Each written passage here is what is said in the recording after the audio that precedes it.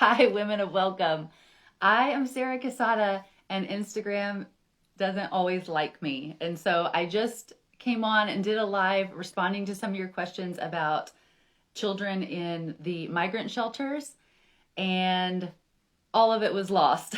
And so I think if you caught it live, you probably heard it. But if you, I wanted to make sure that this is a video we can save so that people who don't catch it live are able to watch it as well. So if you just watched my previous live that got cut off and deleted from the world, you're going to hear me repeat a lot of what I shared last time. But if you're watching this for the first time, this is a dedication of love. It says I'm going to repeat stuff so that we can have this video for those who are asking this question, because we got this question more than once last week when we asked our community, what do you want to know? How can we help? What questions would you like us to answer?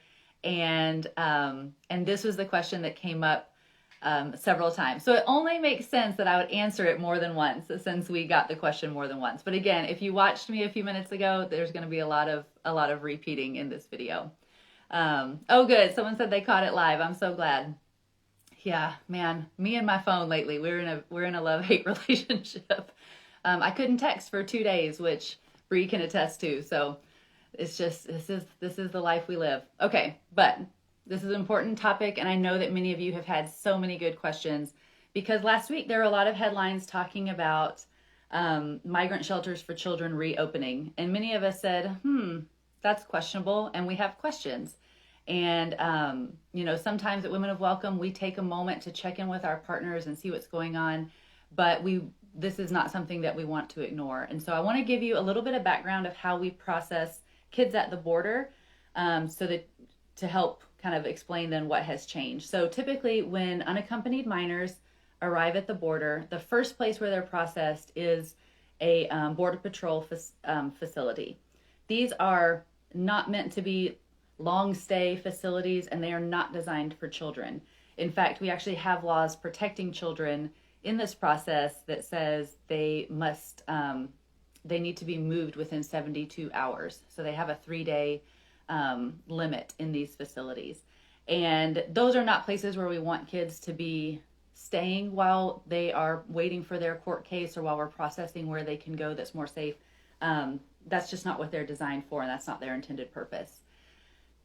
At or before those 3 days, we actually move children to the ORR offices, which is the Office of Refugee Resettlement. I always have to think about my acronyms. And at the Office of Refugee Resettlement, they have facilities for children, and part of their process is actually finding typically family members or family relationships already in the United States who are able to host that child while that child goes through their court processes. And if there's not someone that can fill that role, they oftentimes will look for foster families who can care for a child in this period where they're going through the process. So the problem, and what has been happening in the last few months, is that ORR has reduced capacity because of COVID. They've reduced capacity in their facilities, and that is slowing down kids being able to move through that process. At the same time, there's an increase in unaccompanied minors coming to the border. So we have increase in children, decrease in capacity. So when you have kids in these Border Patrol facilities that are supposed to be moving to ORR and cannot, the administration has made the somewhat controversial decision to reopen these migrant shelters and move kids there until they can get to that second stop at ORR. A couple of things about this. Again, the migrant shelters are not really designed for children, and have a history of abuse as well. So obviously when we see headlines that these facilities are in play again, there's questions, as there should be. Checking my notes. I always have notes.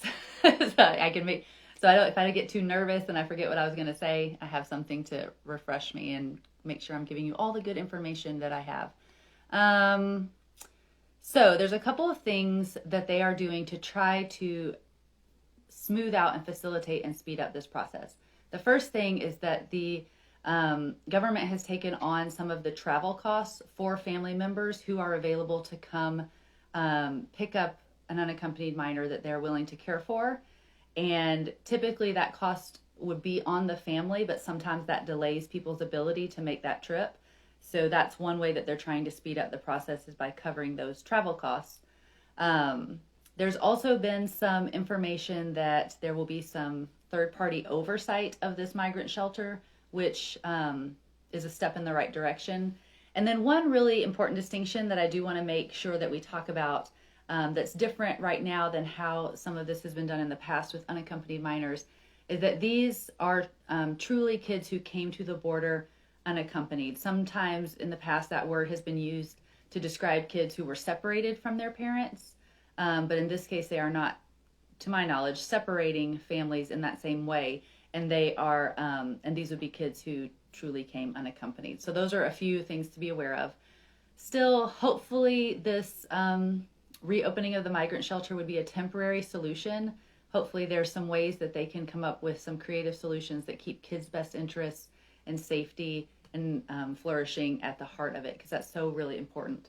And I'm always grateful for this community, which has such a heart for kids and wanting to make sure that if there's moments and ways that we need to speak up on behalf of children, that we want to be informed of those and keep going. So that is kind of the quick summary of that topic, because I know it was something that many in the community were asking about. But I am going to be on IG Live tomorrow, Wednesday, at 3 p.m. Eastern Time with Matthew Sorens from World Relief. And we are going to, he is just so great at walking us through what is the new administration's immigration proposals that have been put forth.